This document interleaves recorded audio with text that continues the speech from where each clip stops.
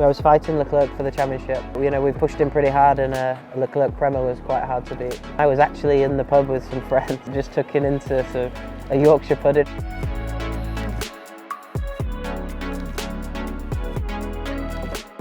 Oh well, this is the AUTOSPORT Award in 2011, I think. Yeah, that was an amazing night. My first year in single-seaters, managed to get selected for the McLaren AUTOSPORT Award. Fortunately did a good job on the 2 days at Silverstone and managed to win it. All of a sudden, you know, you get recognised as an award winner in front of many people. You know, there's all the drivers there, the team principals from Formula One. There's many people there, and it just gets you on the map, really. You know, I'd had a good, successful karting career, but that really put me on the map and gave me the momentum to continue on and on. The debut wasn't the best race in the world from my side, but yeah, it was my Formula E debut with Mahindra in 2015. Yeah, Dilbag called me maybe a week before the race and said, well, Nick's broke his hand, would you be able to come and race in Punta del Este? So, of course, I said yes. Flew out to the simulator it was actually in Valencia, with, at the time, Campos were running the Mahindra team with Adrian Campos. Spent a few days on the simulator, which was nothing like the simulator now. Yeah, flew out to Punta del Este. Had a great time. I really enjoyed the paddock. A lot of the drivers made me feel very welcome. To be honest, in the beginning, the idea of racing electric cars was quite far-fetched for me, and I wasn't sure how that was going to work. But quickly, I guess what appealed to me was the level of drivers initially. Of course, the cars weren't spectacular in the beginning, but you know, they fought quite hard, bumping into each other. It was good fun to watch.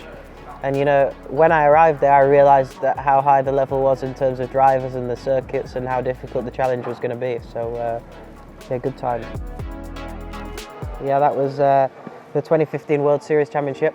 Obviously, I won that, I think, with a record amount of wins. I nearly won at every track because there was double headers, so Saturday and Sunday. I think the only race that I didn't win was Monaco because I got a puncture in the first corner. But yeah, that was a mega season. The team that we had there was extremely strong with my engineer, and I think Jafar was my teammate in that season. So over the 2 years that I did it, you know, there was Sainz, Gasly, Roberto Meri, Sirotkin de Vries was in it that year. So that was a proper car as well. It was a good fun to drive. I won at every track apart from Monaco. So I did one, and I never did the double. I was leading the last race in Valencia to do the double, and it was damp, and I went off, and de Vries won. So I gave him a win. 2017, F2 with Dams. I'd had an amazing year in 2015 in World Series. I came to GP2 in 2016, struggled a little bit for form. I ended up in a team that were kind of middle of the grid. I was actually leading the championship halfway through the year, but really on a bit of luck and, you know, scraping some results, we didn't really have the pace. I had a call from John Paul, who said that they'd been struggling also in 2016 and they wanted to bring me to the team, try and push them on a bit and really try and get some results in 2017, which we did. We had an amazing year, we won a lot of races. We really brought Dams back onto the stage in Formula 2, and it was a good year that again did a lot for my career as well at later points. I was fighting Leclerc for the championship. He had a little bit more pace over one lap, but we were generally a bit better in the races. So it was one of those where we were always trying to fight him from behind, and it was a good year. We pushed him pretty hard, and Leclerc Prema was quite hard to beat. 2018, the new Formula 2 car. I never raced it, but similar thing. Latifi was sick, so they called me a day before. Are you busy? No. Could you come to Paul Ricard? And yeah, just help the guys develop the car a little bit. And yeah, I wasn't really ready for it because I didn't think that I would be driving, and I got a call and went down there and yeah, had a bit of fun and a blast round. Yeah, so this is I think this last season in Belgium in a track called Marienburg. The team's called Oliver Rowland Motorsport. So ORM they call it in karting. We're known as ORM, which I thought sounded really weird when I first made the name, but actually now it sounds quite cool, and everybody recognises us as a high-level team. We started in 2017. We won every championship there was in 2018. with a driver called Arvid Lindblad, who's now with Red Bull, who I still oversee.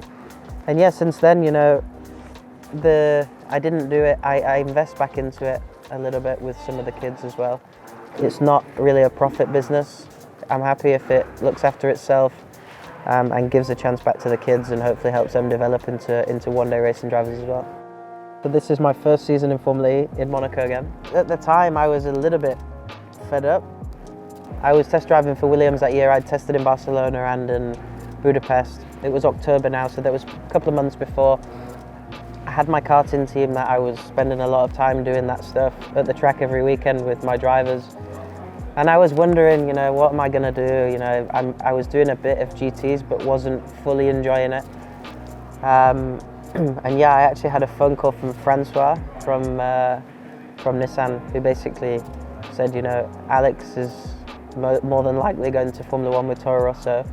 We need a driver. I said, okay, but we need you here to test because he won't drive the car.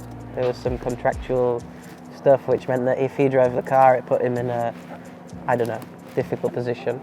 And I was actually in the pub with some friends. I just took him into a Yorkshire pudding, I think, after a beer. And I actually went straight to the gym and ran, and then flew the next morning here. A little bit out of shape and not quite ready for it, but yeah, in the end I tested on the last day, did a good job, and yeah, in the end they gave me a 3-year deal in the end, so it was very good for me. I think it suits my style, the type of tracks that we race on. I like to take a few risks, and I'm quite happy and comfortable for the car to move around.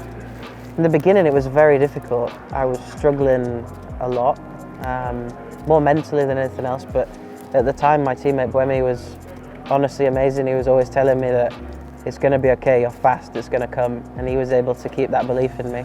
And then yeah, I just went on a run, I think 3 or 4 pole positions in 5 races. Yeah, I was just fast. Obviously the car was fast that season as well. We had the twin powertrain, which really helped us on one lap. But I was just happy to be able to base myself against Seb, and yeah, it was a good fun season. I didn't know much about Formula E, I was still learning. I was a bit unlucky in this race because in Paris I was on pole and I crashed. I was fighting back through and I actually wiped Alexander out of Sims. So what happened here? So Sandberg, well, so he went in deep and then got sort of hit by D'Ambrosio. Oh, that's Rowland. Rowland has mullered into Alexander Sims. And then look out, here comes Rowland, bam! Oh, I mean, that was Bonjour, je m'appelle Oliver. And I had a 3-place grid penalty for the next race. So I was on pole, but I got a 3-place grid penalty, had to start 4th and finished 2nd behind Jev. We pushed him all the way to the end. So that was a pretty special race again. I've always had good times in Monaco. Even from karting, I raced there a few times.